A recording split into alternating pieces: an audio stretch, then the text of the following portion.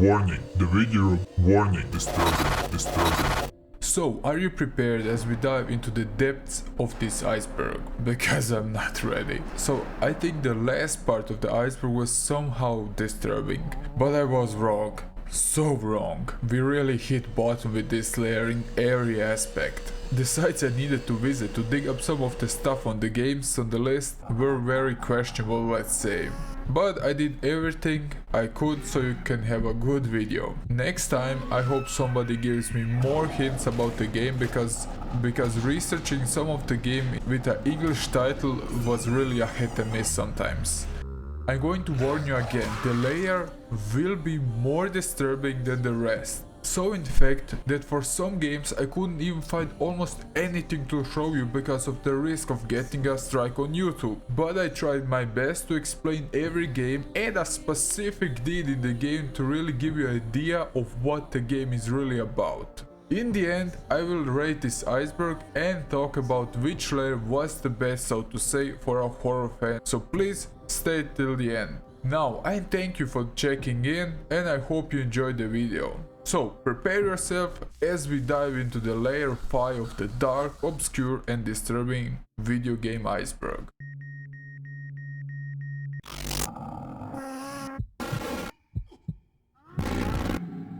Access granted.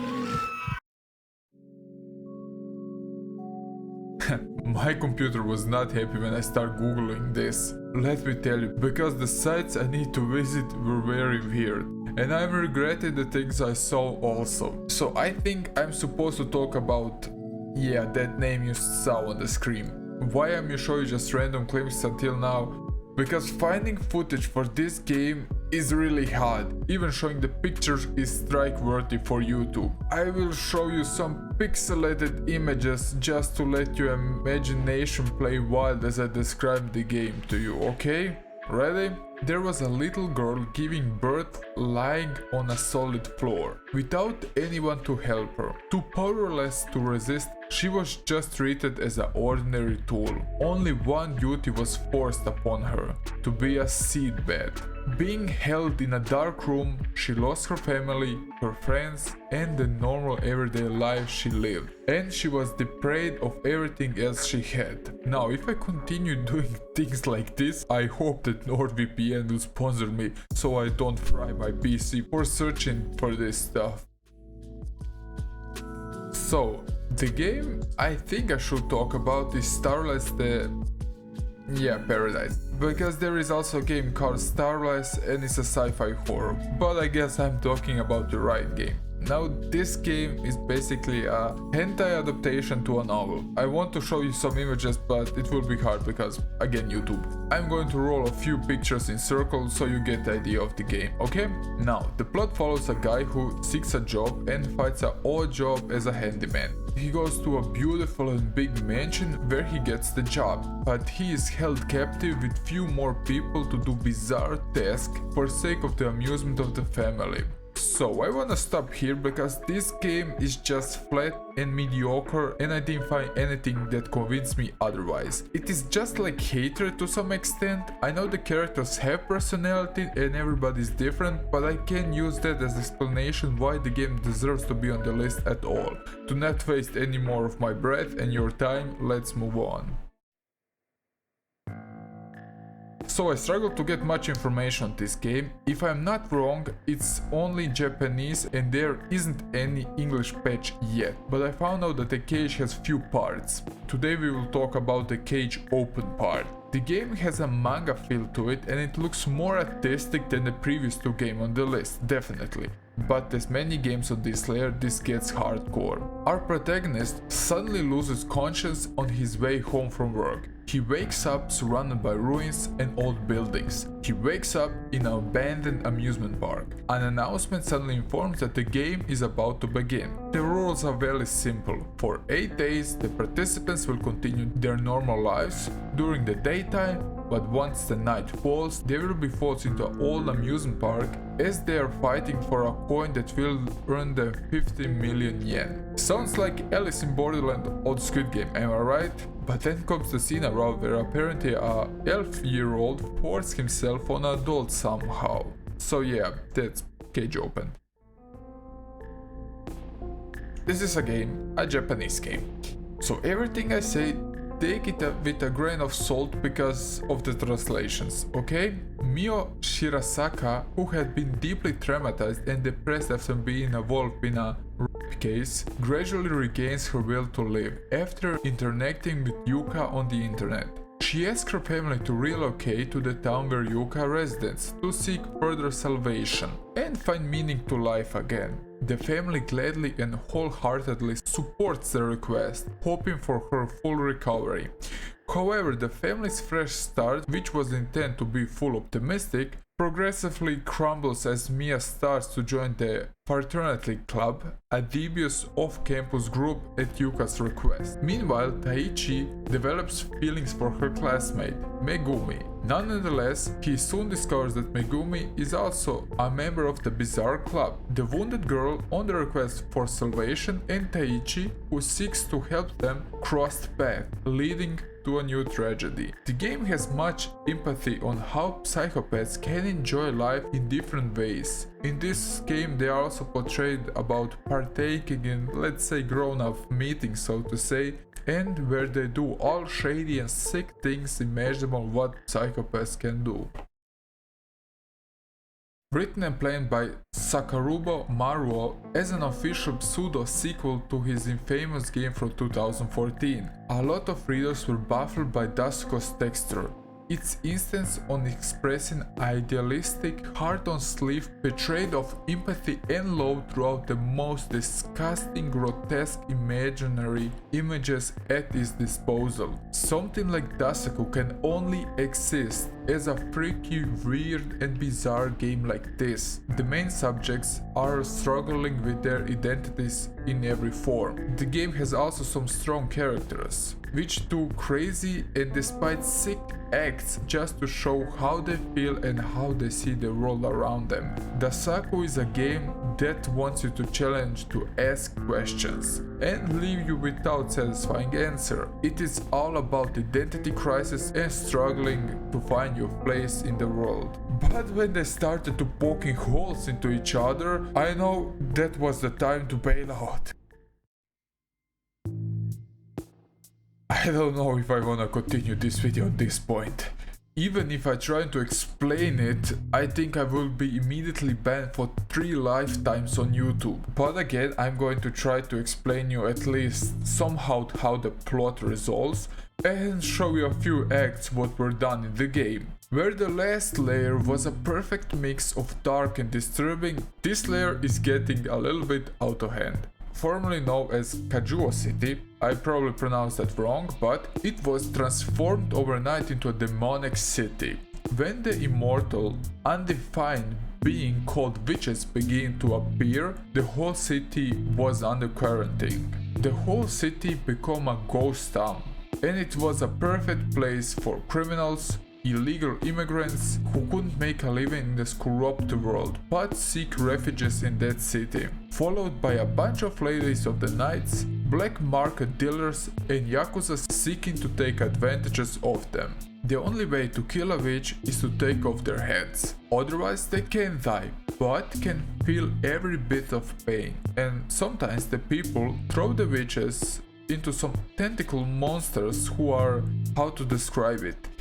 Well, they are having intercourse with their veins of the witches, and they can die. So, yeah. So, I wanna ask you, the audience, what do you think is the plot of this visual novel? Go, give it a try, okay? Did you think of something? By the way, the game is also very vivid and rich written that could put real mangas at shame. But the developer who made the game says it's about Christianity and morals. There you have it.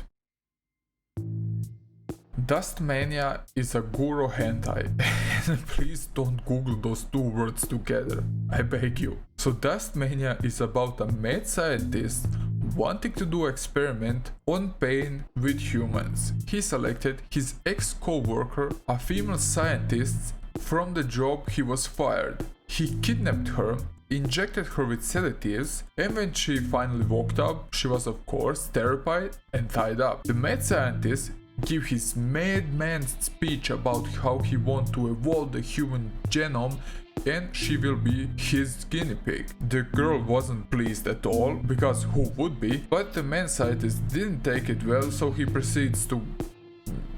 yeah, you get it.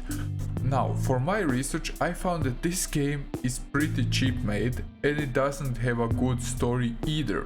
It has a much to do with operations and things related in the medical area, plus all the things you can imagine which a game such like this could include. Okay, this is probably the tamest game on the list we saw today. The game had some erotic parts, but it goes so far that the game is in English and it was released on the Switch. So that's something, I guess. Of course, the Switch version is censored and it's a visual novel only. In the world of Necopara, humans live with catcaros, humanoid cats who can communicate and can behave as humans. I won't dive deep in this game because it's simply more a comedic romantic novel so far as I saw, and this game has anything to offer which could lead that this game is so deep on the iceberg, okay? So this game is like Squid Game. So 6 friends find themselves in a locked room. All of them were very confused about the abnormal situation. When a mysterious voice suddenly announced to them, the game will now begin. The game plays out that the boy, who is a sick, twisted freak, and of course none of the girls knew that, needs to do certain games so he can get to the next room. The boy chooses a girl, a keyhole, and that's how they addresses the participants in the game. He needs to produce stuff and things to open the door. The game is really infamous for a scene where the girl is eating chocolate fudge. I hope that's appropriate to say. And I hope it gives you a hint of what happened. And of course, it is written in such a vivid manner that the game is really trying to draw you in. Oh, 2 more games to go on this list and we are done. This game tries to mix horrors with deep questions. The game has 6 chapters that you need to play through. The game follows a bunch of protagonists who are trying to make sense of the wild world they're living in. The game is also a mystery novel, and I know it doesn't sound too bad after I'm describing the game like this, but the game is trying to slice a balance between humping and deep questions in life. Again, that doesn't seem too bad, but the game is really deep and some people swear on its writing and world building. But then again, it has a scene where a girl and a dog are going on a walk. Well, what's bad about that? I was lying about the part where they are going on a walk. Demon Phobia is a weird game to finish this hell of a ride we had. Well, Demon Phobia is a game where you play as a 14-year-old girl named Sakuri, who awakes in a labyrinth in hell, and now she needs to escape to not die. For whichever reason, she's naked most of the time. And I don't know why and what that brings to the game, but okay. By the way, they also included over 60 death animations in the game. You must fight your way through 7 floors, each with a boss and monsters. The game has a pretty basic story, so to say. It is a game where the developer just wanted you to die and die again for no good reason. You're a helpless little girl trapped in a hell with vicious creatures. You are terrified and you don't know why this is happening. It's again a game where people are going insane and saying that this is the pinnacle of what the horror genre has to offer, where some say it's just pure crap. It's a try and error game where you need to die over and over again to see how the enemies behave so you can escape, because of course you can fight back. Is this a cheap game in that gameplay element or not? Decide for yourself. A great thing I need to admit is how they portrayed hell as a labyrinth instead of a lake of fire, because in this concept every character has his own demons to fight for the sins they have done in his life. That begs the question, did Sakura do something that she deserves to be in this place? I'm so glad we are done with this layer. I feel that this layer was a bit too much. I know that some people love extreme ways the visual novels can get and portray with their characters and how they paint their worlds with their imaginations they have, but I'm glad I'm done with this layer. Definitely the sweet point was the previous layer, so the first two layers were also okay, but the games were common known games that didn't spark my interest too much because they are covered so many times on the internet.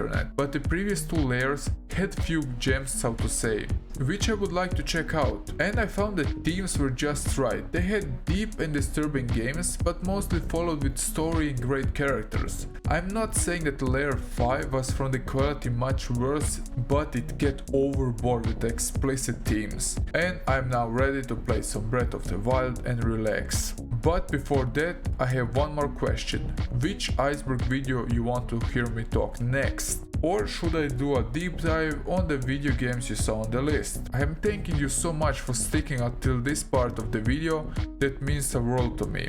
If you enjoyed the video, remember to leave a like and subscribe to the channel, and I see you in the next one. Snorky over and out.